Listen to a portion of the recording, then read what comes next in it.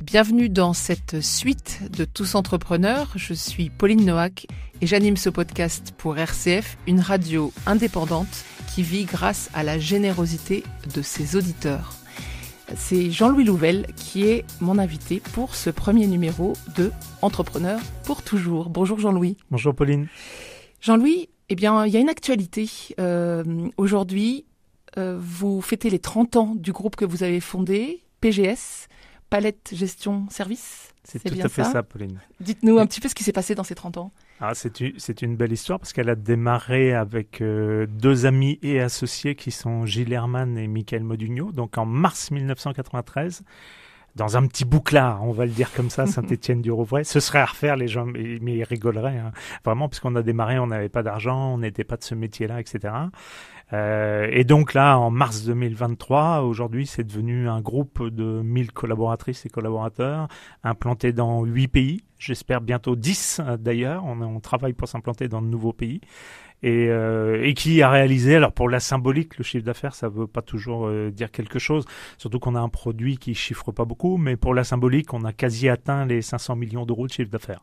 Pour une petite entreprise à Saint-Étienne-du-Rouvray, normande, qui est devenue, alors sur son domaine d'activité, qui consiste à la fabrication de palettes et le reconditionnement de palettes, parce qu'on nous parle de reconditionnement de téléphone, d'iPhone, etc. depuis peu.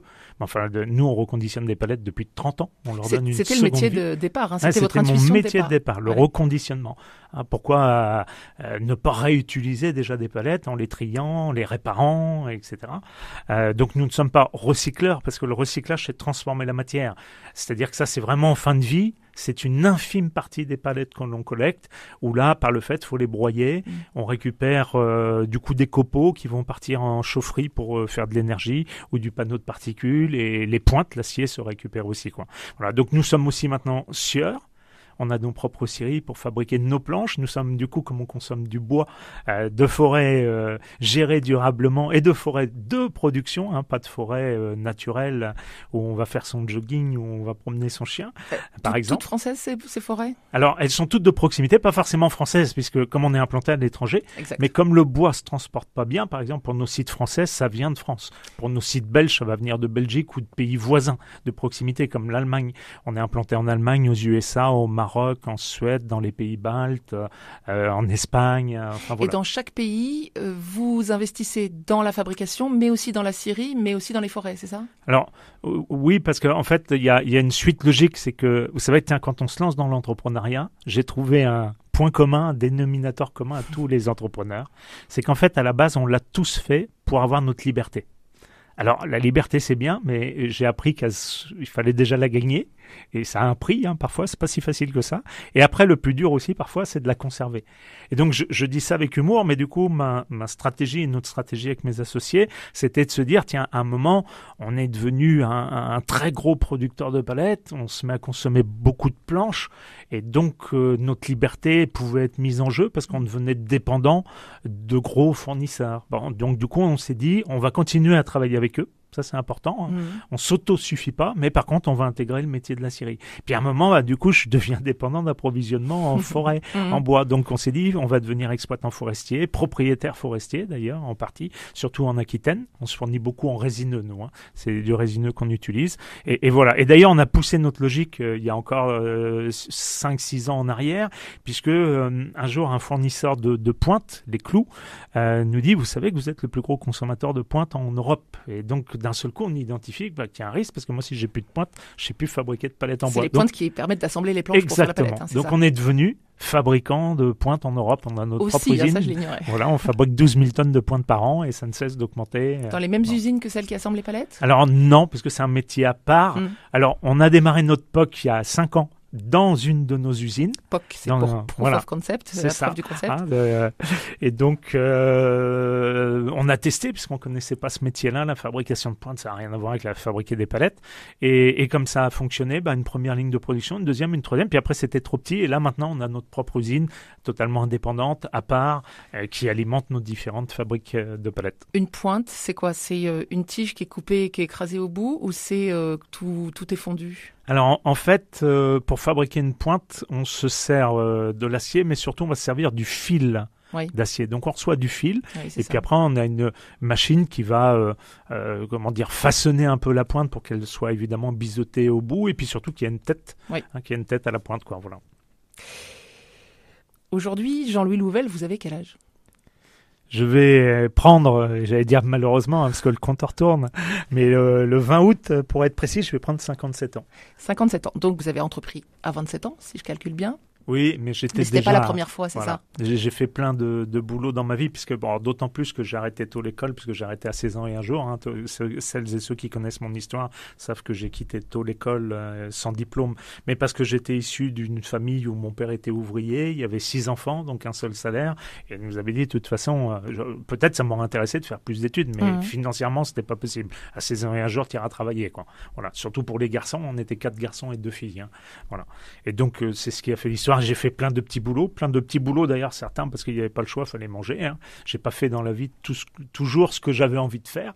Alors avec le temps, j'ai essayé de construire justement pour maintenant ne faire que ce que j'ai envie de faire. On va en parler après. Oui, donc vous entreprenez jeune avec 2 associés qui sont toujours vos associés aujourd'hui. Oui, exactement. Ça, c'est quelque chose qui est intéressant pour moi, cette alchimie de l'association qui fonctionne dans la durée. Vous vous êtes choisi comment et comment est-ce que vous vous assurez que ça peut continuer ? Quels sont ces ingrédients ? Alors d'ailleurs, vous voyez, j'ai du mal toujours à employer le mot fierté, etc.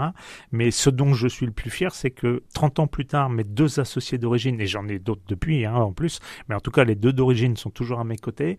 Et comme je dis souvent avec humour, j'ai pas mémoire avoir eu une seule dispute avec eux en 30 ans, ce qui, dans tous les couples que je connais, y compris même dans le mien, et pourtant ça marche bien, mais j'ai quand même mémoire de certaines disputes sur des durées aussi longues, quoi. Voilà. Alors après, il y a des règles simples dans la vie. Je compare souvent le professionnel au familial. Si on veut qu'un couple professionnel fonctionne, il faut déjà des personnes complémentaires. Si vous avez 2 personnes identiques, ça ne marchera pas dans la durée. Ce n'est pas possible. Après, il y a une deuxième règle que j'ai appris très tôt aussi dans la vie, c'est que quand on est dans les affaires et dans l'entrepreneuriat, la première source de dispute entre associés, c'est souvent l'argent. Donc moi, j'ai toujours dit, il faut que les choses soient on ne peut plus claires, on ne peut plus transparentes. Vous voyez, j'ai des règles. Par exemple, si je m'associe avec quelqu'un qui a X% de l'entreprise et qu'à un moment donné, on peut acheter l'immobilier, même s'il n'a pas les moyens de le faire, on va l'acheter ensemble et il aura le même pourcentage dans l'immobilier que dans l'entreprise. Vous voyez, comme ça, si un jour il trouve que le loyer est trop cher, ça va pas le déranger puisqu'il est associé à la même proportion. Et s'il trouve qu'il peut le baisser s'il veut, il fait ce qu'il veut, ça revient au même. Ça prend une poche pour aller dans l'autre, quoi. Voilà. Donc, je pense que ça, c'est des règles qui sont simples, basiques, mais en tout cas, être complémentaires. Et puis, avec l'argent, il faut un rapport hyper transparent, quoi. C'est ça qui rend les choses durables, quoi. Et être 3, ça permet aussi d'avoir un arbitre finalement, parce que ça va être toujours 2 contre 1 quand on n'est pas tout à fait d'accord. Oui, alors il peut y avoir sur l'arbitre, il peut y avoir aussi, parce que je connais aucune superwoman, et je connais aucun superman. Donc ça veut dire aussi que tous les entrepreneurs, faut pas croire. On a nos périodes de mou, on se réveille des fois un matin et on ne sait pas pourquoi on commence à voir tout en noir, alors que la veille pourtant tout allait bien. Et on ne sait pas pourquoi on devient un peu plus négatif que d'habitude. Et je dis ça parce que il n'y a pas de superman ou de superwoman ou de surhomme ou de surfemme. C'est juste que par contre on le voit rarement parce qu'on ne peut pas l'exprimer. Parce que si le leader d'une entreprise paraît ne pas être en pleine forme, ça peut influencer sur ses collaboratrices, ses collaborateurs, même parfois sur des banquiers, on ne sait jamais. Voilà. Et donc on peut difficilement le montrer. Et ça c'est important quand on est plusieurs, parce qu'il y en a toujours un qui a la pêche pour l'autre, qui transmet, etc. Donc il n'y a pas forcément que pour de l'arbitrage, mais aussi pour soutenir, pour affiner. Vous voyez, moi souvent j'ai pu avoir une idée brute, et en discutant avec mes associés, on a affiné, et mon idée de base, finalement je l'ai trouvée ordinaire, quand à la fin, après discussion, cette idée-là est devenue peut-être extraordinaire, mais tous ensemble, par le collectif. C'est pour ça d'ailleurs que j'adore autant le rugby, c'est le collectif. Et puis dans un couple, si on continue le parallèle, il faut avoir de l'admiration pour l'autre. Et est-ce que vous sentez que les uns et les autres, vous considérez d'une manière un peu exceptionnelle ? Oui, alors peut-être que dans l'entrepreneuriat, le mot admiration est fort, mais en tout cas, ce qui est certain, c'est qu'il faut avoir de la reconnaissance. Oui. Vous voyez, plus qu'un titre sur une carte de visite ou autre chose, moi, ce qui m'a toujours intéressé, c'est d'être reconnu pour ce que je fais moi et de reconnaître les autres pour ce qu'ils font eux. Vous voyez, et non pas d'avoir un titre. C'est le titre, on peut tous en avoir plein. En plus, en France, on est assez spécialiste. Moi qui vais beaucoup à l'étranger, c'est ce que me dit mon associé belge. Il me dit, en France, vous avez beaucoup de chefs, beaucoup de directeurs. Et il dit, on voit rarement responsable. Oui. Par contre, il me dit, vous devriez plutôt responsabiliser que de mettre des beaux titres. Voilà, il y en a moins en Belgique. Mais enfin, voilà, c'est pour moi, ça, c'est le plus important, quoi. Et vous partagez une même vision, parce qu'il faut regarder ensemble dans la même direction aussi, comme on dit. Alors, même vision, pas toujours. Et pourtant, Parce que depuis 30 ans, vous avancez voilà. ensemble. Oui, mais unis. des fois, peut-être, tiens, ça fait partie, si je pouvais exprimer, ai-je un talent ou un don, j'en sais rien, mais en tout cas, plusieurs fois, mes associés m'ont dit que j'avais une facilité peut-être à voir l'avenir, ce qu'allait se passer dans notre filière, dans notre profession, alors que eux ne le voyaient pas forcément. Et eux avaient d'autres dons et d'autres talents, vous voyez, que moi je n'ai pas. Donc voilà. Et donc parfois, comme ils voyaient pas forcément la même chose que moi pour l'avenir et notre développement, par contre, en tout cas, ce que je sais, c'est qu'ils m'ont fait confiance. Déjà, ils m'ont fait confiance au début, parce que quand j'ai dit, vous savez, j'ai pas d'argent, j'ai une idée autour du reconditionnement de palettes, vous remettez ça 30 ans en arrière, on a déjà eu du mal à trouver un banquier qui nous a fait confiance à cette époque-là. Alors, moi, je suis fier d'avoir des associés qui, eux, m'ont fait confiance à ce moment-là, parce que là, il fallait le faire. Vous voyez, me faire confiance aujourd'hui, c'est quand même beaucoup plus facile. Vous voyez, mais... C'est clair, c'est clair. Et alors, en 30 ans, Jean-Louis Louvel, vous en avez appris des choses, on l'entend. Vous aimez transmettre, on sent que vous aimez partager vos découvertes. Comment est-ce qu'aujourd'hui, vous mettez tout ce savoir au service des futurs entrepreneurs, de jeunes qui ont envie aussi? C'est une bonne question, Saint-Pauline, parce que d'autant que passé la cinquantaine, je dis, chez un homme, ça marque encore plus. Et je trouve qu'on a cette obsession, le mot est pesé quand je le dis, de transmettre. Et là, évidemment, je parle pas de patrimoine, mais moi, je me dis toujours, si tout ce que j'ai appris, il faut que je le transmette, parce qu'il faut que ça serve à d'autres. Et si vous voulez, j'ai aussi cette envie. Alors, moi, j'aurais bien voulu qu'on me tende la main quand j'ai démarré, qu'il y ait plus de gens qui nous tendent la main, vous remettez ça 30 ans en arrière, pas d'argent, autour de la palette, un produit pas sexy. Bon, il n'y a pas grand-chose à faire dans ce produit-là. Vous voyez, comme je dis, quand je triais, je réparais les palettes avec mes associés, j'ai pas vu grand monde venir me serrer la main. Aujourd'hui, c'est un petit peu plus facile. Donc, j'aurais bien voulu qu'on le fasse pour moi. C'est pour ça qu'aujourd'hui, j'ai tant de plaisir depuis la cinquantaine à dégager du temps pour le consacrer notamment aux jeunes. Alors, ce que je maîtrise bien, c'est l'entrepreneuriat. Donc, à des jeunes qui ont envie de créer leur entreprise ou qui sont à leur début. Et c'est là que je peux leur éviter parfois des écueils, parce que ce qu'ils vont vivre, en fait. Vous savez, on a des produits, des services qui vont être différents. Mais en tout cas, la vie d'un entrepreneur, et on a tous des similitudes ou des choses qui vont se répéter. Donc, ce qu'ils vont vivre, je l'ai déjà vécu, et j'ai donc forcément été contraint de trouver la solution à l'époque à mon problème, etc., etc., quoi. Voilà. Ça me permet également, d'ailleurs, de m'enrichir intellectuellement, parce que ça me permet de rester jeune aussi, à fréquenter des jeunes, à mieux comprendre le monde qui évolue très vite et ce qu'ils veulent construire et ce qu'ils veulent changer, et donc de rester un peu dans le coup, si je puis dire. Donc on investit aussi beaucoup dans les startups normandes. Quand vous dites j'évite on de me investit, disperser. Alors parce que à chaque fois, de toute façon, je n'ai jamais rien fait seul. Pourquoi ? Parce que je ne trouve pas de plaisir à faire des choses seul dans mon coin. Donc, je m'associe systématiquement.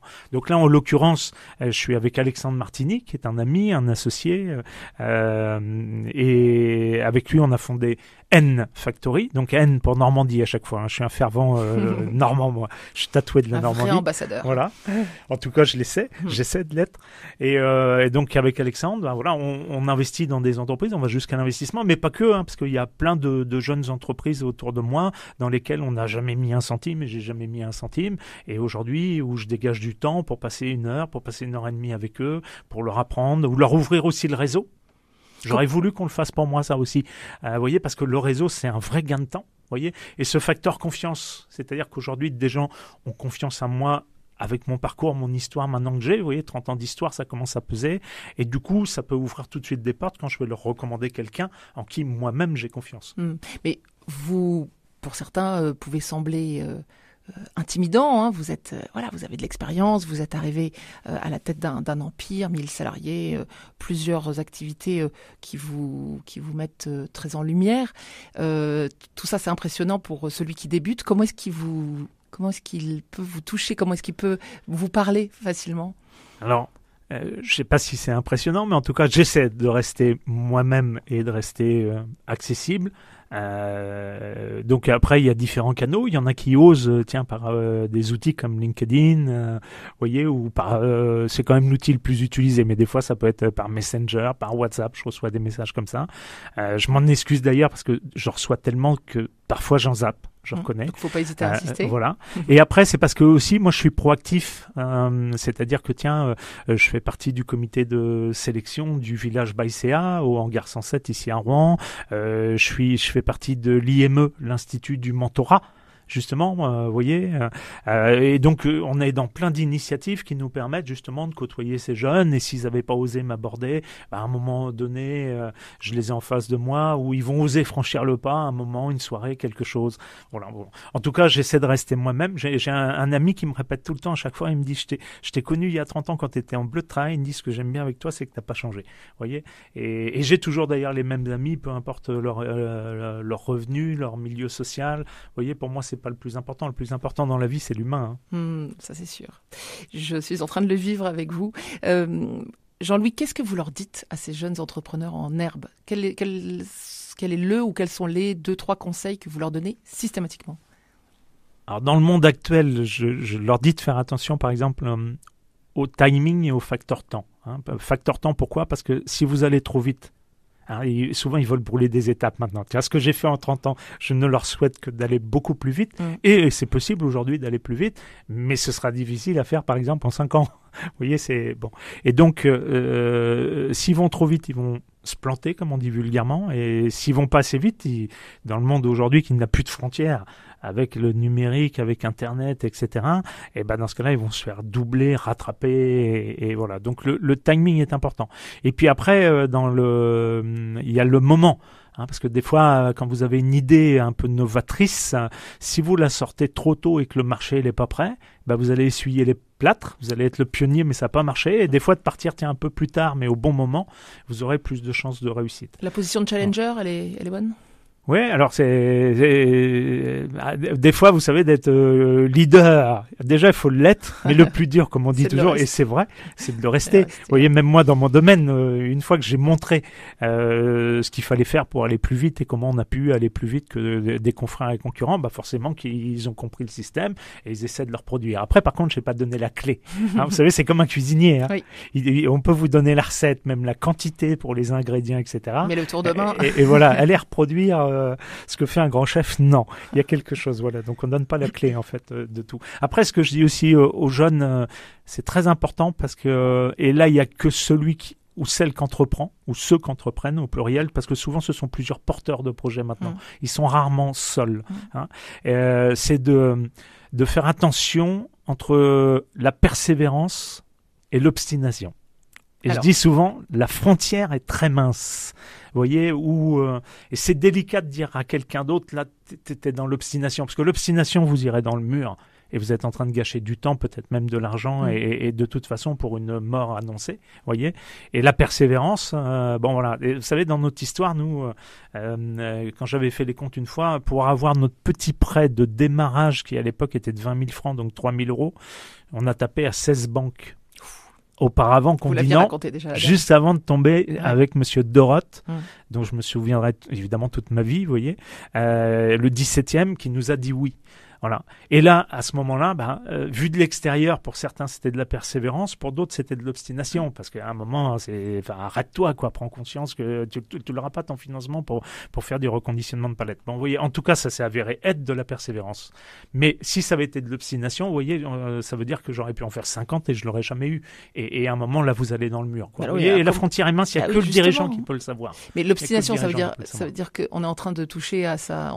On est sur la réserve, on est en train de se faire du mal. Non, l'obstination, ça veut dire que soit vous avez une idée qui ne marchera pas, ou c'est Mais pas comment le on le moment. Ben c'est ça, il y a que le dirigeant. C'est pour ça que je les alerte en disant la frontière est mince, et en plus c'est trop délicat de dire à quelqu'un. Moi j'ai entendu des gens me dire que j'étais obstiné, alors qu'en fait j'étais persévérant. Vous voyez, après sur d'autres domaines dans ma vie que j'ai peut-être pu faire, j'ai peut-être été obstiné, et ça n'a pas fonctionné, vous voyez, ou des idées, hein, parce que on parle de la réussite, mais l'échec des fois, l'échec c'est l'échec d'un projet, c'est pas forcément l'échec de toute une vie où votre entreprise va déposer le bilan, par exemple. C'est l'échec, ça peut être un match de rugby loupé, perdu. On va en parler du rugby après. Vous voyez, par exemple. Mais dans votre vie d'entrepreneur, quel est l'échec qui vous a le plus marqué? Peut-être pas le plus gros échec, mais en tout cas celui qui vous a fait le plus mal, ou celui duquel vous avez peut-être le plus appris, je ne sais pas. Moi, il y a qu'une seule manière de m'atteindre, c'est par le cœur. Donc, de toute façon, pour me faire du mal, c'est forcément par l'humain. Donc, on a tous dans notre vie été déçus un jour par de l'humain, par quelqu'un qu'on a pu aider, ou par quelqu'un dans lequel on avait fondé de grands espoirs ou autre chose. Enfin voilà, et dont certains ont pu aller peut-être même jusqu'à la trahison. Vous voyez, donc ça, il y a que ça qui me fait mal. Mais après des échecs, j'en ai eu plein dans ma vie, et c'est ce qui m'a permis d'apprendre. Hein, des échecs sur des projets, des idées qui n'ont pas fonctionné, et aussi parce que on les a peut-être pas entreprises au bon moment, ou c'était trop tard, vous voyez, etc. J'ai pas tout réussi dans ma vie, mais en tout cas, ce que je sais, c'est que j'ai toujours agi. Ça, c'est important.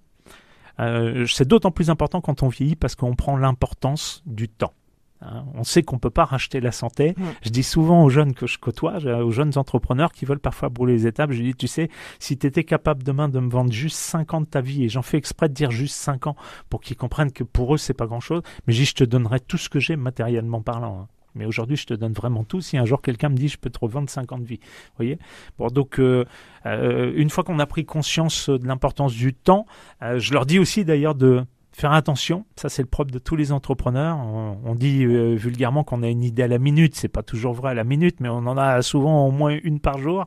Et de toute façon, on sera toujours frustré dans notre vie de ne pas avoir assez de temps pour les réaliser. Et je leur dis souvent, apprenez à gérer cette frustration, parce que moi, il m'a fallu du temps.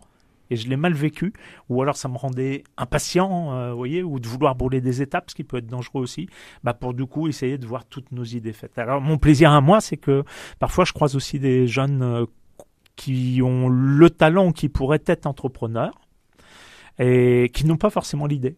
Et ça m'arrive régulièrement de dire, moi, tiens, j'ai plein d'idées dans le tiroir, en voilà une autre, que je ferais si je n'étais pas accaparé aujourd'hui. Donc, pour vous dire à quel point j'y crois, et que je leur propose en disant, moi, mon but, c'est plutôt que toi, tu la réalises et que je la vois. Donc ça, c'est déjà arrivé? Oui, et ça, c'est déjà arrivé, oui. Et ça a fonctionné? Donc, et ça fonctionne, oui, ça fonctionne. Donc, là, je suis content. Puis, vous entreprenez par procuration, oui, presque. c'est ça, c'est sympa.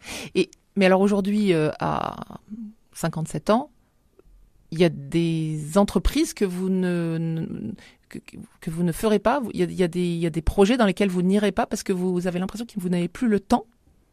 Oui, alors par contre, après, comme je travaille toujours de manière collective et que je m'associe, le temps prend une autre mesure, parce que peut-être que moi, vous voyez, je ne verrai peut-être pas l'aboutissement, entendons-nous, hein, je n'ai que 57 ans et je suis en pleine forme. Oui. Les banquiers vérifient que je suis toujours en pleine forme, régulièrement. Voilà. Donc, mais après, comme je m'entoure toujours de jeunes, c'est eux qui le réaliseront, c'est eux qui le développeront, etc. Vous voyez, moi, je suis plus quelqu'un qui lance des projets, qui va en première ligne, comme disent, c'est un général avec ses troupes, je vais vraiment en première ligne, et qui structure après, et qui du coup délègue. Vous voyez, tout en ayant et en conservant un œil, évidemment, sur ce qu'on a, sur notre bébé, sur ce qu'on a pu initier, etc.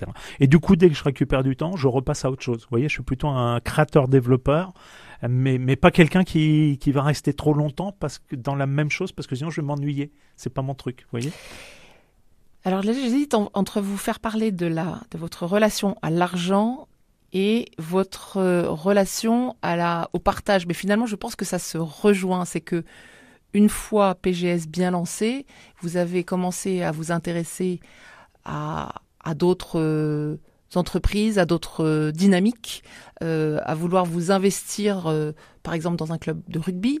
Mais c'est aussi parce que vous aviez de l'argent à apporter pour soutenir ce projet. Comment est-ce que vous avez réfléchi à ce partage du temps entre PGS qui a encore besoin de vous Et tout ce que vous faites maintenant à côté, petit à petit, vous avez construit autre chose et donc vous avez découpé votre temps en plein de moments dans lesquels vous êtes actif et généreux aussi. Peut-être que vous pouvez parler des deux en même temps finalement. Oui, c'est exactement cela, c'est-à-dire qu'à partir de la cinquantaine, PGS se porte bien, PGS se développe, PGS conquiert de nouveaux pays, de nouvelles zones géographiques.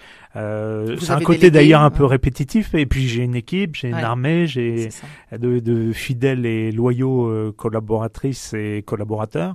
Et donc, si vous voulez, mon but c'est de déléguer. Donc PGS aujourd'hui, à chaque fois que je délègue et que ça me prend moins de temps, je garde ce temps-là pour le réattribuer, notamment sur la région Normandie. Parce que, pourquoi plus sur la région Normandie ? Parce que c'est une région qui m'a fait grandir, que j'ai vu grandir aussi et se développer, que j'ai vu se réunifier, à laquelle je suis attaché. Et en restant sur la Normandie, je peux en faire plus. Si je commence à faire des choses à Marseille, à Toulouse, à Bordeaux, avec le temps de déplacement, etc., je vais les faire moins bien et j'en ferai surtout moins. Et donc, avec cette obsession dans le temps qui me reste, j'espère qu'il m'en reste beaucoup, mais dans le temps qui me reste, de l'utiliser au mieux pour faire des belles choses. Après, on est dans un monde, le rapport avec l'argent, il est simple, j'ai toujours dit, on est dans un monde qui est régi par l'argent. Et comme je dis, je pense en tout cas que ça ne va pas changer demain matin, ça va durer encore un certain temps. Probablement. Voilà, je dis souvent aussi à des jeunes qui ont des idées plutôt RSE, environnementales, sociales, qui ont envie de contribuer au changement climatique, mais au changement dans le monde, en rendre un monde plus humain, etc. Et au début, ils ont toujours un a priori avec l'argent, comme si c'était tabou d'en gagner.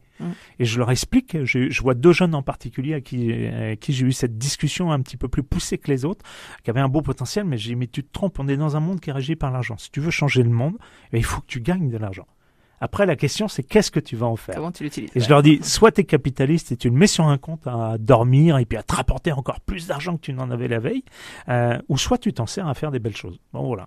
Donc, une fois qu'on a bien construit sa vie, je pense l'avoir fait, avoir touché à pas mal de domaines. Après, vous voyez, alors avec l'argent, j'ai commencé à me dire, je vais le réinvestir dans des jeunes entreprises parce que là, il y a moins de monde au début, parce que le taux d'échec est plus important, donc là les risques sont importants. Bon, parce que j'ai pas été là où c'est facile, où il y a déjà plein d'investisseurs, ça sert à rien, il n'y a pas besoin de moi, c'est pas moi qui vais donc changer les choses. Vous voyez, donc avec Alexandre Martinet, on était là où il y a un petit peu plus de risques. Il y en a beaucoup qui se sont cassés la figure dans le monde des startups, il y en a quand même une bonne partie. Quel pourcentage ? Je dirais entre 3 et 5 sur 10, quoi. Vous voyez. Voilà. Après, il y en a une partie qui réussit peut-être pas à la hauteur de leurs espérances. Et puis après, vous en avez 3, dont une qui va peut-être faire quelque chose de formidable et 2 qui vont faire quelque chose de très très très beau, quoi. Vous voyez. Mais grâce aussi à vos conseils, c'est-à-dire que vous les lâchez pas dans la nature. Tant qu'ils ont besoin de votre... Nous, notre politique d'investissement, parce que elle m'est propre d'ailleurs, c'est moi, j'ai pas besoin qu'on m'aime, mais j'ai besoin de me sentir utile. C'est bizarre, mais c'est ça. Et donc, si vous voulez, je dis toujours, moi, j'investis pas de l'argent pour investir de l'argent. Sinon, dans ce cas-là, autant que je le donne à mon banquier, il fera fructifier mieux que moi et ça me prendra pas de temps. Vous voyez ? Et donc, moi, je dis ça, donc il faut que j'apporte quelque chose. Il faut que je me sente utile.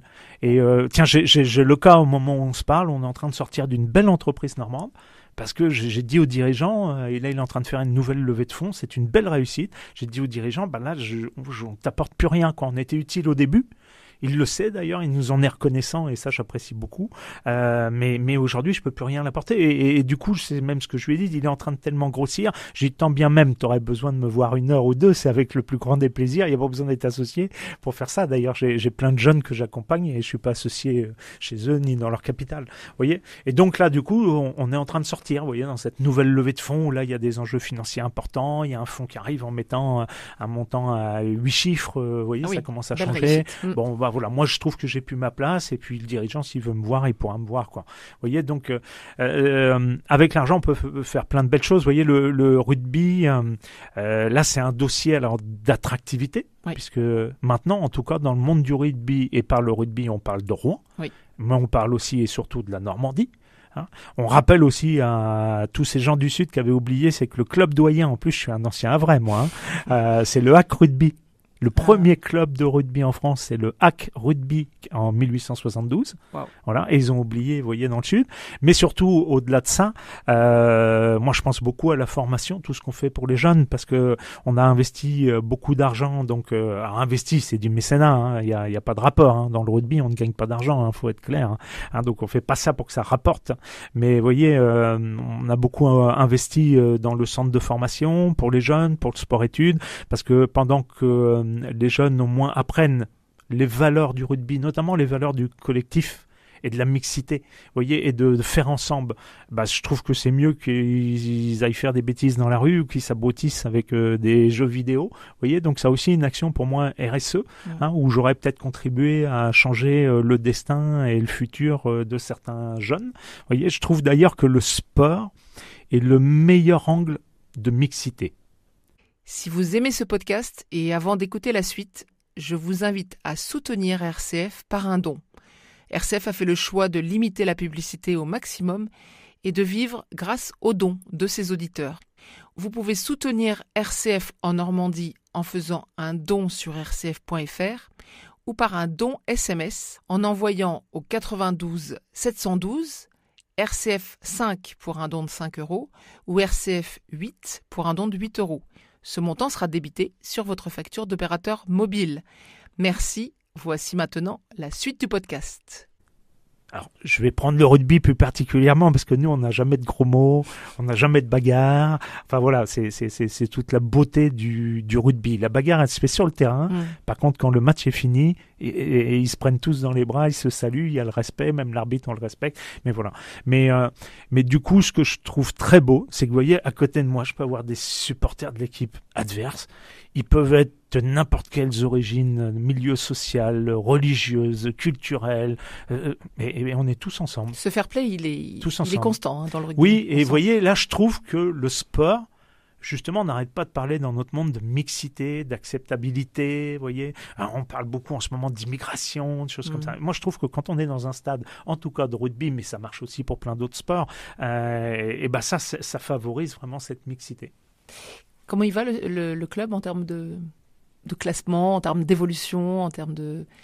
D'ailleurs, je crois que vous accueillez dans les mécènes, dans les sponsors du club, vous accueillez pas mal d'entreprises locales qui ont suivi votre exemple. C'est ça. En fait, alors j'ai appris dans la vie à déjà mouiller la chemise. Ouais. Je suis toujours plus à l'aise. Vous voyez, même quand on investit dans une entreprise et qu'on va en parler à d'autres amis entrepreneurs, je suis à l'aise pour les regarder. Et si jamais ça marchait pas, parce que si je le fais, c'est que moi j'investis. Oui. Parce que il y a tellement de gens, c'est facile. Tiens, tu devrais faire ci, tu devrais faire ça, mais toi tu le fais, non. Bon, voilà. Donc le club là, c'est vrai, se porte bien grâce aussi aux partenaires, aux sponsors qui arrivent, au réseau de chefs d'entreprise qu'on a pu créer, initier, qui apprennent à mieux se connaître aussi. Vous voyez, ça a même un sens écologique parce que je dis souvent, pourquoi aller chercher loin ce qu'on a près de chez nous? Et la réponse à ça, c'est que parce qu'on se connaissait pas. Voilà. Et donc, vous voyez, le club contribue aussi à favoriser les interactions, même développer le business et donc l'économie régionale entre elles. Vous voyez, donc ça, c'est intéressant. Mais au-delà de ça, en termes de résultats, alors c'est comme dans l'entrepreneuriat. J'y connais rien, c'est pour ça que je pose la question. Mais c'est comme dans l'entrepreneuriat, Pauline. On n'est jamais pleinement satisfait. On aurait voulu faire un peu plus, tiens, moi, un peu plus de chiffre d'affaires, un petit peu plus de résultats, un petit peu plus. On aurait voulu aller un peu plus loin. Oui, mais on n'est pas tout seul, on le fait ensemble. Voilà. Non, ce qui est bien, c'est que là, on s'est établi en Pro D2, ce qui est déjà pas facile, parce que y monter c'est déjà une chose, mais y rester là c'est presque plus compliqué que d'y monter. Voilà, c'est pareil pour le niveau supérieur qui est le top 14. Et donc là on a su monter et y rester, s'établir. Là on a fini 12e sur 16. L'objectif cette année, la saison là qui va démarrer, parce que nous, la saison, on se clôture juridiquement au 30 juin et redémarre au 1er juillet. Donc là, les joueurs sont arrivés hier, sont en train de s'entraîner. Et les premiers matchs seront sur la deuxième quinzaine d'août. Donc la saison des marteaux, surtout qu'il y a la Coupe du Monde de rugby qui arrive en plus, qui va venir interférer, bousculer un peu le calendrier des matchs de Pro D2 et de Top 14. Et donc notre objectif cette saison, c'est d'être classé entre 8 et 10. Vous voyez, donc de progresser. Monter doucement. Ouais. Voilà, monter doucement. Pourquoi ? Parce que, mine de rien, il y a des gros enjeux financiers. Il faut qu'à chaque fois, on développe le budget du club par de nouveaux sponsors, de nouveaux partenaires, plus de supporters en tribune qui viennent nous soutenir. En tout cas, je suis persuadé, ça demeure évidemment une question de temps. Peut-être que certains auditeurs et certaines auditrices me trouveront peut-être prétentieux, mais je suis persuadé que ce club-là, un jour, sera en top 14. Bon, c'est une question de temps. On le souhaite. Alors, il faudra du temps, oui. Entendons-nous, parce que ça se fait pas en 5 minutes, ça se fait pas en 1 an ou 2 ans ou 3 ans, et il faut le structurer, donc il faut qu'on continue à évoluer. Notre objectif, c'est gagner 2 places par an. Vous avez fédéré des entreprises autour de ce club. Vous fédérez aussi des entreprises dans N-Way. Parlez-nous un petit peu de ça. Oui, alors N-Way, c'est justement... N pour Normandie, N toujours. N pour Normandie, toujours, voilà, toujours. Et c'est un réseau de chefs d'entreprise. Quand je dis chef, c'est à la fois, parce que là c'est oral féminin et masculin, c'est important de le préciser, parce qu'il n'y a pas assez de femmes dans l'entrepreneuriat, donc on essaie de faire tout ce qu'on peut. Il y a un super réseau d'ailleurs en Normandie qui est Femmes et Challenge, oui. Le réseau qui a été créé par Léa Lassara, dans lequel je suis fier, là tiens, je peux le dire, de contribuer, et même d'être admis et de participer au board de Femmes et Challenge, vous voyez. Et N-Way, donc fédère des chefs d'entreprise hommes et femmes. N-Way, donc fédère aujourd'hui 140 femmes et hommes chefs d'entreprise normands. Ça, c'est important qu'ils soient normands pour apprendre déjà à mieux se connaître. Parce qu'on avait fait le constat qu'en fait, il existe plein de clubs, d'entrepreneurs, etc., soit locaux. On en a ici plusieurs sur la métropole et c'est une très bonne chose. Il y a un club pour les ETI normandes dont je fais partie. Les ETI, ce sont les entreprises de taille intermédiaire, donc un petit peu plus grosses qu'une TPE et PME. Et c'est une très bonne chose. Mais après, il nous manquait quelque chose de transversal où en fait, de la grosse à la plus petite, on est ensemble, on apprend à mieux se connaître, et aussi qu'on n'oublie pas les plus petites villes jusqu'au fin fond de la Normandie, parce que souvent on fait référence Rouen, Le Havre, Caen immédiatement, mais enfin on oublie même des villes d'ailleurs de taille moyenne et importante comme Évreux, Dieppe et plein d'autres. Et puis après on oublie souvent l'Orne et la Manche un peu plus loin pour nous, Rouennais, etc. Donc l'idée c'était de réunir ces femmes et hommes chefs d'entreprise à l'échelle de la Normandie, sans oublier personne, de taille à partir de 5 salariés, mais jusqu'à, je crois que la plus grosse a 2500 salariés, et avec cet état d'esprit de s'entraider, cette solidarité. D'ailleurs, on a fait notre POC, encore une fois, notre preuve de concept. C'est une idée qui a démarré à Rouen avec Alexandre Martini et moi-même, rapidement suivi par Christian Burnichon au Havre et par une femme extraordinaire et formidable. Et je pèse mes mots quand je le dis parce qu'elle sait que c'est ce que je pense d'elle, qui s'appelle Karine Varin, voilà, elle est issue plutôt de Caen. Donc ce projet, cette pierre brute, on l'a affiné à 4. Après, on l'a lancé à 4. On l'a porté à 30. Vous voyez, on a fait notre POC à 30. Et là, le Covid est arrivé. On a vu d'ailleurs à quel point c'était important d'être solidaires tous ensemble. On a vu à quel point d'ailleurs une entreprise plus grosse pouvait avoir accès à des informations plus rapidement que la petite entreprise qui avait peut-être pas les bons canaux ou les bons tuyaux pour avoir cette information-là ou l'accès à cette information-là. Et puis après, on l'a porté à 100, vous voyez. Et on évolue, mais en cherchant la qualité. C'est de la cooptation. Après, le plus important, c'est que nous ne sommes pas une association, comme nous sommes que des entrepreneurs, on a fait une société à capital variable et c'est vraiment de la participation de tous puisque en fait on l'a tous cofondé. On développe, même l'organe de direction, etc. On décide de manière collégiale. Dès qu'un associé va avoir un projet sur lequel il peut y avoir un intérêt collégial et commun, c'est lui qui va le piloter. Et comme on a des moyens financiers par les capitaux que chacun peut amener, on est tous pareils, tous égaux. Du coup, on a des permanents qui nous aident à structurer différents projets à mener sur le territoire. Justement. Alors, il peut y avoir des projets. Tiens, on a un chef d'entreprise du territoire qui tenait beaucoup. Il dit, on s'occupe beaucoup de la santé de nos collaboratrices, nos collaborateurs, mais on s'occupe jamais bien de nous, de la santé du dirigeant. Donc il a mis en place, il a structuré, il a mis en place avec des cliniques du territoire, certaines cliniques où on peut aller faire un check-up global de la tête aux pieds au même endroit. Il n'y a pas besoin de prendre 5-6 rendez-vous pour vérifier cela. Mais après des actions pour comment on peut demain développer le sport en Normandie, comment on peut participer à différentes choses, comment on peut être force de proposition auprès de nos élus aussi, sans jamais faire de politique. Ça, c'est important, hein. On est d'ailleurs indépendant, ne bénéficie d'aucune subvention publique. C'est un choix que nous avons fait. Et donc, et surtout, cette ambition, si vous voulez, d'apprendre à mieux se connaître. Alors après, des fois, ça va du petit détail. On a le chef d'entreprise qui s'occupe jamais aussi bien de lui que de son entreprise et de ses collaboratrices et collaborateurs. C'est que des fois, il cherche un appartement pour son fils ou sa fille étudiante au Havre, alors que lui, il est à Rouen ou il est à Caen, etc. Bon, bah, par le réseau, on lui trouve aussi très rapidement. Mais je dis ça avec humour, mais après, des choses plus sérieuses, un chef d'entreprise canet qui avait pas forcément l'habitude de venir s'implanter à Rouen ou au Havre et qui cherche des locaux, qui cherche aussi par quels moyens il peut mieux conquérir des parts de marché ici, vous voyez, parce que chaque ville a ses codes, a ses réseaux, et voilà, comment on peut lui faire gagner du temps. On a des projets en commun, puis après, il y a cette assistance un peu individuelle. Et vous avez des moments pour vous retrouver, des oui, moments bien conviviaux? Sûr, bien sûr. Oui. Justement, auxquels on a un très fort taux de participation. Ça veut donc dire qu'il y a déjà de l'intérêt et qu'il y a de l'envie de se retrouver ensemble, vous voyez, de se retrouver tous ensemble. Hein, et donc, on essaie de tourner aussi pour pas que ce soit toujours au même endroit et toujours au même de faire les efforts kilométriques. Hein, parce que la Normandie est une région à taille humaine, mais quand même, il y a quand même que quelques kilomètres entre la Manche et Rouen, par exemple. Et donc oui, on a des moments privilégiés. Alors c'est pas forcément une fois par mois, etc. Après, on a surtout des groupes de travail pour travailler sur plein de sujets. Il y en a un qui nous tient à cœur et qu'on a découvert notamment avec, on les appelle les noyeurs. Il y en a plusieurs qui ont déjà lancé des sociétés à mission. Oui. On en entend beaucoup parler en ce moment, voyez. Et on a trouvé plus utile au sein d'Enway, plutôt que d'aller voir des conseillers juridiques, des avocats qui peuvent nous expliquer tout ce côté juridique. On a organisé, Enway a organisé un moment de partage avec d'autres Enwayeurs. Bienvenue, il y avait beaucoup de monde d'ailleurs, où là on avait 3 chefs d'entreprise qui font partie d'Enway, de tailles, alors en plus complètement différentes. La PME à la grosse ETI, vous voyez, il y avait 3 tailles complètement différentes qui nous ont expliqué comment eux et pourquoi ils étaient passés société à mission, comment ils l'avaient mis en place, etc.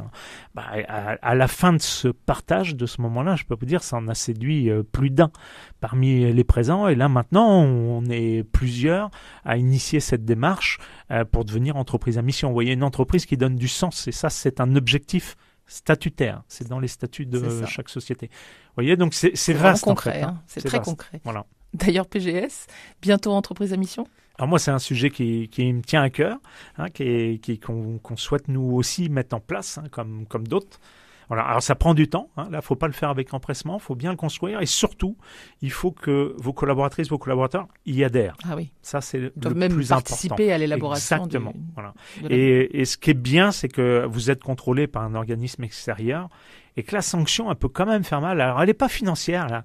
On touche en fait au porte-monnaie de manière indirecte. C'est-à-dire qu'à un moment donné, comme les objectifs que vous allez vous fixer dans le cadre dans l'objectif de devenir une entreprise à mission sont écrits dans les statuts.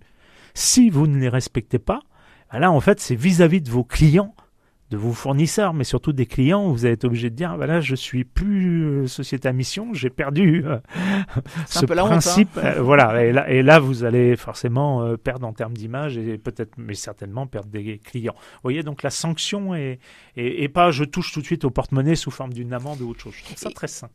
Et c'est important vis-à-vis de l'externe, mais c'est aussi important vis-à-vis des collaborateurs, vous l'avez dit, et aussi quand on parle de marque employeur, c'est-à-dire l'attractivité de l'entreprise à accueillir des nouveaux collaborateurs et à fidéliser, c'est que cette cohérence de ce qu'on affiche par rapport à ce qui se passe en réalité dans l'entreprise, c'est essentiel. Et oui, parce que les jeunes, aujourd'hui, et sur un marché où en plus, c'est eux qui ont le choix.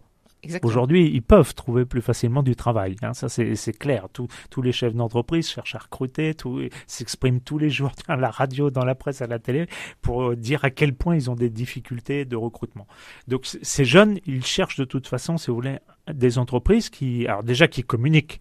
Parce que dans le monde de l'entrepreneuriat, même si ça évolue favorablement, moi je dis le Normand est champion de France pour vivre heureux, vivons cachés. Mais il est champion de France. Moi je lui donne la palme en tout cas. Moi je lui donne à moi tout seul. Voilà. Et donc déjà, il faut des entreprises qui communiquent. Il faut des entreprises qui ont des valeurs. Mais pour ça, il faut un dirigeant déjà qui les a et qui les porte en lui et donc qui les incarne pour les diffuser dans son entreprise. Ça, c'est important. Et puis après, il faut qu'il le fasse savoir, qu'ils le fassent connaître. Parce que on voit bien, c'est terminé, vous voyez le greenwashing, etc. Tiens, quand on parle même d'environnement, la compensation ne suffit plus. Il faut aller beaucoup plus loin si on veut améliorer le monde. Et les jeunes qui, eux, seront encore là quand les anciens ne seront plus là, et ils veulent un monde meilleur, d'autant que cette jeunesse est arrivée quand même dans des conditions, pour la première fois de l'histoire, ils ont vécu une crise sanitaire d'une ampleur inédite et qui s'est répandue très vite. Ils voient une guerre aux portes de l'Europe qu'on n'aurait jamais envisagé voir, en tout cas revivre. Bon, vous voyez, donc il y a plein de facteurs, et puis cette inquiétude pour la planète et le devenir. Vous savez que, tiens, j'ai encore croisé la semaine dernière des climato-sceptiques, ça me surprend de plus en plus. Quand on voit même en Normandie, où là on était content depuis quelques jours, où il a plu un petit peu, parce que là ça faisait 3 semaines qu'il pleuvait plus. Enfin, vous voyez, c'est surprenant. On constate partout quand même le dérèglement climatique. Donc on est à un moment charnière où les jeunes, oui, ils veulent déjà profiter de la vie. Parce que ça, c'est aussi un problème. Il y a plein de chefs d'entreprise que j'entends qui me disent les jeunes, maintenant, la nouvelle génération, ils sont feignants. Mais je dis non, je ne suis pas d'accord avec vous. C'est juste qu'ils ne raisonnent pas comme nous. Moi, à mon âge, vous voyez, 57 ans, on m'a demandé tout à l'heure mon âge, Pauline. Mon père, il m'a expliqué, travaille dur, mon fils. Alors déjà, à l'époque, on me disait, c'est pas sûr que tu touches la retraite. Il y avait déjà le sujet de la retraite à l'époque. Mais il me dit, travaille dur, mon fils, parce que... et puis, quand tu seras à la retraite, tu pourras profiter de la vie. Bon, moi, j'ai été formaté, comme beaucoup, on a entendu ça. Et voilà, il faut travailler dur, puis tu peux en profiter. Bon, sauf que on a tous vu, malheureusement, des cas autour de nous, de gens qui ont travaillé dur et qui sont peut-être même pas arrivés à la retraite pour en profiter. Pas eu le temps. Et là, ces jeunes, avec toutes les inquiétudes qu'ils ont un peu sur leur avenir, eux, ils veulent profiter de la vie chaque jour. Donc, ils ne sont pas du tout feignants, c'est juste... Et moi, je dis que c'est certainement eux, d'ailleurs, qui ont raison. Oui, je suis d'accord. Vaut mieux profiter de la vie chaque jour, d'autant qu'on ne connaît pas chacun individuellement son échéance. Bon, d'autant que... Voilà. Donc, ils cherchent du sens, et c'est en cela que les entreprises doivent changer aussi. Vous voyez, d'être entreprise à mission, ça donne du sens, puisque c'est une mission, c'est écrit dans vos statuts, c'est un engagement que vous prenez, et d'ailleurs, c'est plusieurs engagements, puisqu'il y a plusieurs objectifs que vous prenez, en vous engageant aussi sur une durée pour les réaliser. Vous êtes contrôlé, vous devez le faire avec vos collaboratrices, vos collaborateurs. Alors voilà, ça donne du sens. Jean-Louis Louvel, il y a un moment dans votre journée où vous n'êtes pas en train d'entreprendre ou en train de partager. Comment est-ce que... Il y a forcément un moment où vous vous ressourcez, où vous vous retournez vers vous-même. Oui, souvent, je profite des vacances d'été déjà pour... m'analyser moi-même. Oh là. Vous voyez, ça c'est au mois d'août. En plus, comme je suis beaucoup en B2B, c'est-à-dire en business to business, je travaille avec l'industrie. Donc on sait tous en France qu'au mois d'août, on peut profiter de vacances un peu plus sereines, on n'est pas dérangé. Bon, vous voyez. Alors déjà pour faire un travail d'analyse sur moi-même, vous voyez, ce qui est important déjà, c'est de bien se connaître, et puis on évolue aussi avec le temps, puis de savoir aussi moi ce que j'ai envie de faire et refaire. Donc déjà, je me ressource avec ma famille, ma femme et mes 2 filles. Déjà, ça c'est important, j'en profite, surtout qu'elles grandissent en plus. Voilà. Et puis après, vous savez, je me ressource mon énergie, moi je la puise en côtoyant des jeunes qui portent des projets, qui ont de l'énergie à revendre, en discutant avec eux, parce que je leur apporte, et j'espère que je leur apporte beaucoup, mais ils ne se rendent pas compte, c'est que ça me fait un bien fou. Ils vous inspirent aussi ? Ah oui, beaucoup sont inspirants. D'ailleurs, beaucoup me donnent des idées. Vous savez, dans mon cerveau, on a peut-être, lors de notre discussion aujourd'hui, ce soir en dormant, demain, je vais me réveiller en me disant, il y a un truc qui m'a tilté, j'en ai parlé avec Pauline à la radio, plus peut-être ce matin, quelqu'un d'autre qui m'a parlé d'autre chose, et c'est comme un puzzle. Et vous voyez, des petits morceaux, puis à un moment donné, ça va s'agglomérer, ça va me donner une idée qui, en fait, n'est pas forcément sortie de moi-même. C'est un assemblage de plusieurs propos ou de choses que j'ai vues ou entendues. C'est pour ça que je dis aux jeunes aussi, dans les conseils que je leur donne, c'est écouter et observer. Très important. Très important. Oui. Vous vous nourrissez de l'échange. Oui, tout à fait. Et de l'humain. De la relation. Ça. Mon moteur, c'est l'humain. Alors, il y a un monde, je suis obligée de venir sur ce terrain-là parce que tous ceux qui vous connaissent savent que vous avez été candidat au municipal de Rouen en 2020. Vous êtes arrivé en 3e position au premier tour et vous êtes sorti du jeu pour le 2e tour. Et donc, beaucoup sont restés sur ce constat d'échec, ou je ne sais pas comment vous l'appelez. Aujourd'hui, est-ce que vous en avez encore, vous en gardez un goût amer ? Oui, non. Et puis derrière, est-ce que ça vous a totalement dégoûté de la politique à tout jamais ? Ou est-ce que peut-être vous vous remettrez en selle ?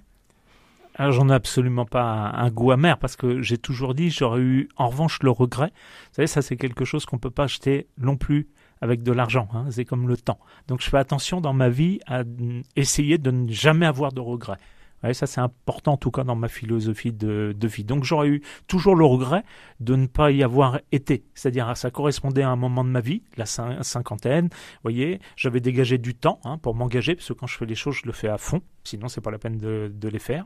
Et puis, dans le but d'apporter du changement, parce que vous savez, il y a rien à gagner, hein, ni financièrement. Il y a plus de coûts à prendre, hein, ça c'est clair, on le voit tous les jours. Et donc, mon but, c'était d'apporter ce que j'avais pu apprendre pour mon territoire, hein, notamment pour la ville de Rouen en particulier, au sein de la métropole Rouen-Normandie. Voilà. Donc, j'ai pas de regret du tout. Alors, on peut le voir comme un échec, mais d'autres m'ont dit que c'était une belle réussite parce que pour un débutant, c'est ma première. C'est vrai. Être troisième, proche des 20%, c'était pas si mal que ça pour quelqu'un qui démarrait. Bon, voilà. Donc, mon but, ça a toujours été de rassembler dans tout ce que j'ai fait. Après, ce que je peux vous dire, c'est qu'à cet instant, je n'envisage pas me représenter. En revanche, dans cette obsession, ce qui m'obsède de transmettre mon expérience et mon savoir, j'aurais grand plaisir si demain je trouvais une candidate ou un candidat sur le territoire qui porterait les valeurs auxquelles j'adhère et qui porterait surtout des projets pour la ville, pour son développement et pour les citoyens, pour améliorer leur bien-être, etc. Ben, j'aurais plaisir à lui transmettre ce que j'ai pu apprendre et même aller jusqu'à le soutenir.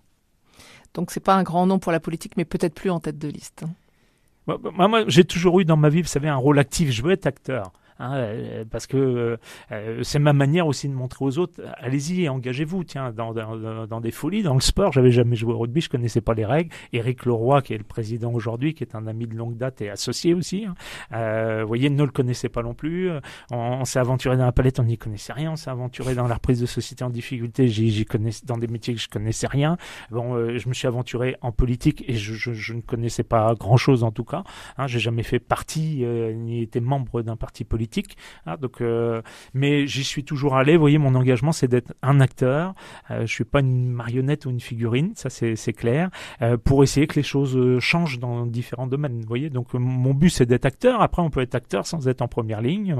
On peut avoir un second rôle. On peut même être dans les coulisses parfois, et on peut agir pour changer les choses, quoi, dans tous les domaines. Et c'est ce que j'aime faire. Oui. En tout cas, vous le faites avec votre énergie, vos convictions. Vous allez là où vous pensez que vous pouvez faire bouger les lignes? Là, ça vous caractérise? Oui, je vais là. Alors, je vais toujours dans ce qui est difficile parce que mon père, il m'avait appris quelque chose. Là où il y a du mérite, et moi je suis très attaché à la culture du mérite, c'est de réussir là où c'est difficile. Parce que j'ai jamais trouvé de mérite à réussir là où c'était facile. Donc vous voyez, là où c'est facile, je m'aventure, mais jamais, ça m'intéresse pas. J'ai un ami qui dit de moi, d'ailleurs, un ami d'enfance qui dit de moi que Jean-Louis, c'est comme un explorateur. Il veut explorer, clac, et s'il sent qu'il y a quelque chose à faire, il va y aller. On peut lui dire tout ce qu'on veut, de toute façon, il va y aller. Bon, voilà. Donc c'est ça. Moi, j'ai pas peur. Vous voyez, j'ai pas peur des coups. Pendant la campagne, j'ai croisé plein de gens, femmes et hommes, qui m'ont dit, j'en croise encore d'ailleurs, qui me disent qu'est-ce que vous avez été courageux, mais je leur dis toujours, j'ai mais détrompez-moi, mais j'ai pas risqué ma vie. Vous voyez, moi je suis admiratif de quelqu'un qui a risqué sa vie pour son pays, un soldat, un pompier, enfin quelqu'un qui risque sa vie. Moi j'ai pas risqué ma vie. Après, on sait, vous savez qu'en politique on va prendre des coups, parfois des coups bas, mais bon, vous savez, parfois le monde de l'entrepreneuriat, enfin l'entrepreneuriat c'est plus propre, mais le monde des affaires en général, on prend aussi des coups. Je pourrais faire un bouquin rien que là-dessus. Bon voilà, donc dans tous les mondes on prend des coups. Bon, en tout cas, si on veut changer les choses, moi, j'ai pas peur de prendre des coups. Ce qui compte, vous savez, c'est que je dors peu, donc je veux bien dormir. Et pour bien dormir, il faut être bien avec sa conscience. Donc, ce que je sais, c'est que je peux aller dans la rue, regarder tout le monde dans les yeux. J'ai jamais trahi personne, j'ai jamais volé personne. Bon, oui, ça, c'est important pour moi. Et surtout, c'est important aux yeux de mes filles et de ma femme. Ça, c'est ce qui compte le plus pour moi. Donc, vous ouvrez des voies, vous prenez des risques, mais vous dormez toujours bien.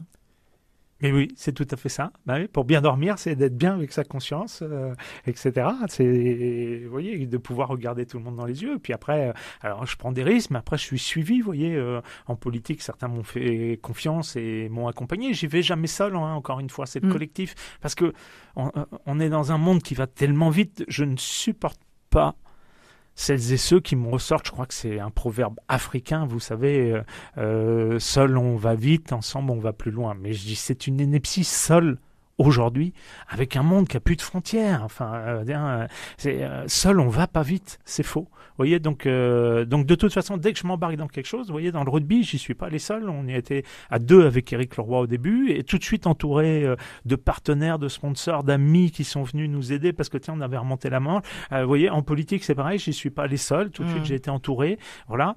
Dans les affaires, c'est pareil. Dans tous mes projets, c'est pareil. Et moi, j'aime ça, fédérer, embarquer. Et le meilleur moyen d'embarquer les gens et de fédérer, c'est de mouiller la chemise. Oui, voyez, c'est partir en premier. Exactement. Voilà. Une dernière question, Jean-Louis Louvel, parce qu'on est sur RCF, vous dites encore plus aujourd'hui qu'hier, seul on ne fait rien, mais les chrétiens ne se sentent jamais seuls, ils se sentent connectés à Dieu. Est-ce que il vous arrive aussi, quand vous êtes seul, de ne pas vous sentir seul ? Alors pour tout vous dire, quand j'étais jeune, on m'a fait tellement étudier la Bible et plein de choses. Alors, je me suis fait ma propre opinion là-dessus. Je crois en quelque chose. Est-ce un Dieu ou autre chose, vous voyez, mais j'ai jamais eu. J'aurais voulu, parce que le plus gros drame que j'ai eu à vivre dans ma vie, c'était la disparition de ma mère. Mais je n'ai jamais eu cette opportunité de ressentir sa présence encore après, à mes côtés. Vous voyez, j'aurais voulu, si c'est ça, vous voyez l'état d'esprit de votre question, entre guillemets, mais j'ai pas senti ça, quoi. Vous voyez. Bon, voilà. En tout cas, moi je crois, oui, qu'il y a quelque chose, qu'il se passe quelque chose d'ailleurs aussi après la mort. Vous voyez. Bon, mais les notions de paradis et enfer, j'ai quand même du mal. Et très honnêtement, je vais peut-être heurter quelques auditrices et quelques auditeurs, mais je trouve que le monde dans lequel on est tout de suite est de plus en plus dur. On voit tellement de choses se passer et pas de belles choses que j'ai du mal à adhérer à une seule religion. Et pourquoi l'une serait meilleure que l'autre, voilà. Bon, donc moi je laisse chacun ses croyances, je laisse mes filles, ma femme, mes amis, chacun libre. En tout cas, j'ose espérer qu'il y a quelque chose, et surtout quelque chose après. Alors, qu'est-ce qui vous donne de l'espérance ? Alors, je pense que c'est aussi la science en partie, ou ce qu'on a pu entendre de certains, cette vie après, ce qu'ils ont... je suis assez sensible, j'essaie de m'intéresser, vous savez, à les expériences qui a pu se passer, de gens qui ont décédé, parfois même quelques minutes, de femmes et hommes qui peuvent vous prédire parfois l'avenir ou votre passé sans que personne n'aurait dit quoi que ce soit, etc. Enfin, il y a forcément quelque chose. Vous voyez, mais j'ai du mal moi-même à trouver la juste voie. La juste voie. Mais pour vous, si je reformule, l'après, il y a quelque chose, mais aujourd'hui, vous voyez forcément pourquoi vous êtes là, finalement. Alors, en tout cas, moi, je me dis que on est évidemment là que de passage. Et moi, mon but, c'est d'essayer de faire ce que je peux pour essayer d'améliorer les choses. Vous voyez, sans être égoïste, c'est-à-dire c'est pas que pour moi et que pour ma famille, mais c'est aussi pour les gens qui m'entourent, que j'aime, et d'autres gens que je connais pas. Voilà. Donc c'est ce que j'essaie de m'employer chaque jour de diverses manières, aussi en soutenant plein d'œuvres, plein d'associations, etc., etc. Vous voyez, en m'impliquant dans certains projets auxquels j'adhère, évidemment. Le seul moyen est que je fasse quelque chose et avec enthousiasme, c'est que j'y crois et que j'y adhère. Bon, voilà. Donc il y a plein de manières pour essayer, en tout cas, de changer le quotidien. Vous voyez, vous parliez d'engagement politique tout à l'heure. Quand j'ai voulu m'engager, mon seul but, c'était d'améliorer le quotidien des Rouennaises et des Rouennais et d'améliorer le développement et l'évolution, l'attractivité de la ville de Rouen. Voilà, moi, j'avais pas d'autres ambitions que celle-ci, que celle-là. votre prochain grand projet, vous l'avez déjà en tête, évidemment ? Alors, Non, vous savez, tous les projets, à chaque fois, on remodifie l'échelle. Hein. Donc, bon, déjà, j'ai pas mal de projets qui ne sont pas encore aboutis. Hein. On peut prendre, par exemple, vous voyez, on parlait tout à l'heure rugby, c'est pas terminé. On a encore plein de choses à faire pour accompagner des jeunes entrepreneurs. Je vois, il y en a pas beaucoup tout de suite, malgré la conjoncture économique un peu plus compliquée, mais d'entreprises en difficulté qu'on pourrait accompagner puis éviter. Vous savez, on entend beaucoup parler de réindustrialisation.